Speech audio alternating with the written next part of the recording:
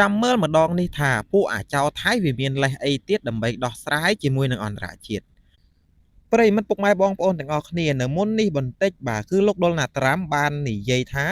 លោកនឹងទូរស័ព្ទទៅមេដឹកនាំកម្ពុជានិងថៃដើម្បីបញ្ចប់សង្គ្រាមរវាងគ្នានឹងគ្នាខណៈដែលនាយករដ្ឋមន្ត្រីថៃនៅតែប្រកាន់ជំហររឹងរូសលើចំនួនជាមួយកម្ពុជា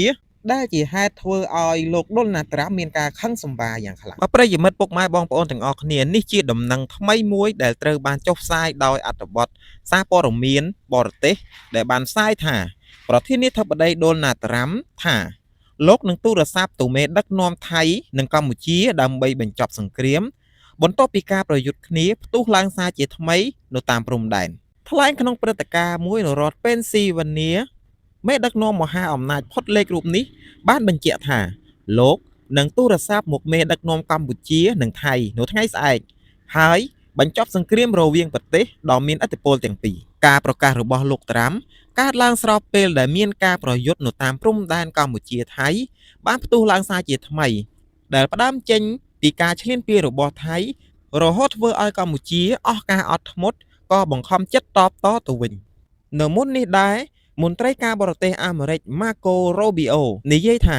អាមេរិកព្រួយបារម្ភខ្លាំងណាស់បន្ទាប់ពីការប្រយុទ្ធគ្នាផ្ទុះឡើងជាថ្មី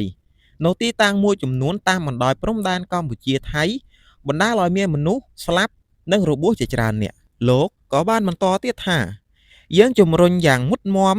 ឲ្យបញ្ឈប់ជាបន្ទាន់នៅអរិភាពហើយការពារជនស៊ីវិលដោយភាគីទាំងសងខាងត្រូវត្រឡប់ទៅរកវិធានការបន្ធូរបន្ថយភាពតានតឹង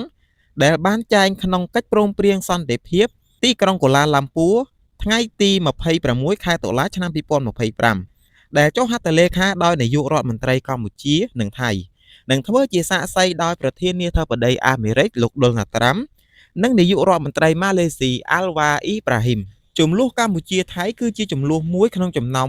8ដែលលោកដុលណាត្រាំបានបញ្ចប់តាមរយៈការគម្រាមយកពន្ធនិងគោលនយោបាយសន្តិភាពរបស់រាជរដ្ឋាភិបាលទីក្រុងវ៉ាស៊ីនតោនបាទពុកម៉ែបងប្អូនដឹងទេថាមូលហេតុអ្វីបានជាដុលណាត្រាំលោកសម្រេចចិត្តថានឹងទូរស័ព្ទមកមេដឹកនាំរបស់កម្ពុជានិងក៏ដូចជាមេដឹកនាំថៃនៅក្នុងបញ្ហាសង្គ្រាមនេះគឺដោយសារនាយករដ្ឋមន្ត្រីថៃគេនៅតែប្រកាន់ជំហររឹងរូសលើចំនួនជាមួយកម្ពុជាដែលធ្វើឲ្យត្រាំគឺមានការខឹងសម្បារជាខ្លាំងបាទ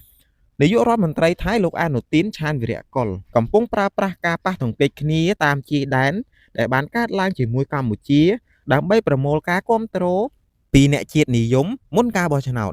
ដោយប្រឈមនឹងភាពស្មុគស្មាញជាមួយសហរដ្ឋអាមេរិកនិងបទឈប់បាញ់ដែលពីមុនត្រូវបានផ្ដល់កិត្តិយសដោយលោកប្រធានាធិបតីដូណាល់ត្រាំនេះជាការចេញផ្សាយរបស់ព័ត៌មាន Bloomberg កាលពីថ្ងៃទី9ខែធ្នូឆ្នាំ2025ការប៉ះទង្គិចគ្នាតាមព្រំដែនចម្ងាយ800គីឡូម៉ែត្របានផ្ទុះឡើងម្ដងទៀតនៅប៉ុន្មានថ្ងៃមុននេះដោយថៃបានបើកការវាយប្រហារមកលើកម្ពុជាមុនដោយមិនខ្វល់ពីបទឈប់បាញ់កាលពីខែតុលា Bloomberg បានផ្សាយថាពេលវេលានេះបានផ្ដល់ឱកាសមាសឱកាសប្រាក់សម្រាប់នយោបាយរបស់លោកអនុទានខណៈដែលលោកកំពុងស្វែងរកការពង្រឹងជំហរមុនការបោះឆ្នោតដែលរំពឹងទុកនៅខែមិនិនាតែប៉ុន្មានខែប៉ុណ្ណោះបន្ទាប់ពីចូលកាន់តំណែងជាប្រមុខរដ្ឋាភិបាលចម្រុះដ៏ផុយស្រួយលោកអនុទានបានកំណត់ចំនួននេះថាជាបញ្ហានៃការការពារអធិបតេយ្យភាពរបស់ថៃហើយបានគ្រប់គ្រងជាសាធារណៈចំពោះគោលជំហររឹងរូសរបស់យោធាលោកបានប្រកាសកាលពីថ្ងៃទី8ធ្នូដោយច្រានចោលផលវិបាកអាចកើតមានចំពោះកិច្ចពិភាក្សាពាណិជ្ជកម្មអាមេរិកថានេះជាបញ្ហារវាងប្រទេសថៃនិងប្រទេសជិតខាងខ្លួនមិនមានការព្រួយបារម្ភទេ Bloomberg បានចាត់ទុកថាយុទ្ធសាស្ត្រនេះមកជាមួយហានិភ័យលោកត្រាំបានសម្រុះសម្រួលបទឈប់បាញ់កាលពីខែតុលាធ្លាប់បានគម្រាមកំហែងទីក្រុងបាងកកពីការពិន័យពន្ធពាណិជ្ជកម្មឲ្យទទួលយកកិច្ចព្រមព្រៀងសន្តិភាពបន្ទាប់ពីថៃបានផ្អាកកិច្ចព្រមព្រៀងនេះមួយរយៈពេលខ្លីក្នុងខែវិច្ឆិកាក្រោយហេតុការណ៍ផ្ទុះមីនលោកត្រាំបានទូរស័ព្ទទៅមេដឹកនាំទាំងពីរប្រទេសដោយជំរុញឲ្យមានការអត់ធ្មត់ទីក្រុងវ៉ាស៊ីនតោនមិនបានធ្វើអត្ថាធិប្បាយលើអំពើហិង្សាចុងក្រោយនេះទេបើទោះបីជាលោក Marco Rubio រដ្ឋមន្ត្រីការបរទេសកាលពីថ្ងៃទី9ធ្នូបានជំរុញឲ្យមានការបញ្ឈប់អរិភាពជាបន្ទាន់ នឹងវិលត្រឡប់មករកវិធានការបន្ធូរបន្ថយភាពតានតឹងដោយបានព្រមព្រៀងគ្នាក៏ដោយអ្នកវិភាគយល់ឃើញថាអស្ថិរភាពបន្ថែមទៀតអាចបង្កឲ្យទីក្រុងវ៉ាស៊ីនតោនមានការខឹងសម្បារនិងបាត់ទំនុកចិត្តលើប្រទេសថៃទន្ទឹមនឹងគ្នានេះដែរជំហររបស់លោកអនុទានកំពុងធ្វើឲ្យមានការជជែកដេញដោលខ្លាំងការស្ទង់មតិថ្មីនេះបានបង្ហាញថាជាងពាក់កណ្ដាលនៃអ្នកឆ្លើយតបបានជំទាស់នឹងការតាក់ទងគ្នាកាន់តែជិតស្និទ្ធជាមួយកម្ពុជាហើយភាគច្រើនជឿថាមហាអំណាចខាងក្រៅកំពុងធ្វើសកម្មភាពដើម្បីផលប្រយោជន៍ផ្ទាល់ខ្លួនរបស់ពួកគេក្រុមធុរកិច្ចមួយចំនួនទោះបីជាប្រឈមមុខនឹងប៉ះពាល់រួមគ្នាចំនួន3.1 លានដុល្លារពីផលរំខាននៅព្រំដែននិងពន្ធគយនៅអាមេរិកក៏ដោយបានគ្រប់គ្រងអធិភាពរបស់រដ្ឋាភិបាលលើសន្តិសុខជាងសេដ្ឋកិច្ចខ្លួនអ្នកវិភាគបានលើកឡើងថាវិធីសាស្ត្ររបស់លោកអនុទាន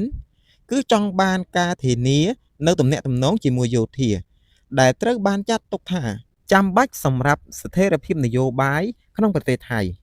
កងទ័ពបានប្រកាន់ជំហរឈ្លានពានកាន់តែខ្លាំងដោយឧត្តមសេនីយ៍ឆាយាព្រឹកឌួងប្រផាត់ប្រធានអគ្គលេខាធិការកងទ័ពជើងគោកបានបញ្ជាក់ថាគោលដៅគឺធ្វើឲ្យកម្ពុជាបាត់បង់ប្រសិទ្ធភាពផ្នែកយោធាក្នុងរយៈពេលយូរភាពតានតឹងដែលផ្ទុះឡើងនេះកើតឡើងស្របពេលដែលប្រទេសថៃ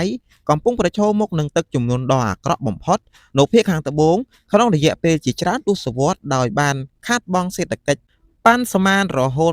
500,000 លានបាតស្មើនឹង20.4 លានដុល្លារអាមេរិកវិបត្តិនេះបានដាក់សម្ពាធនិងធ្វើឲ្យរដ្ឋាភិបាលធ្លាក់ចុះនៅការគាំទ្រកត្តានេះជាហេតុដែលធ្វើឲ្យលោកអនុទានប្រឹងប្រកាន់ជំហររឹងរូសឈ្លានពានទឹកដីកម្ពុជា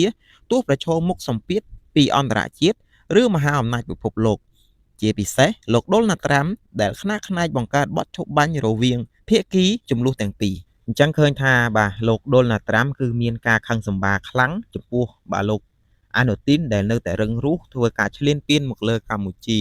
បាទដែលបានធ្វើការបាញ់ប្រហារមកលើជនស៊ីវិលក៏ដូចជាប្រជាពលរដ្ឋកម្ពុជាជាច្រើនអ្នកបាទអញ្ចឹងទៅបាទបើសិនជាអាមេរិកធ្វើការដាក់ពន្ធកាន់តែខ្លាំងឬក៏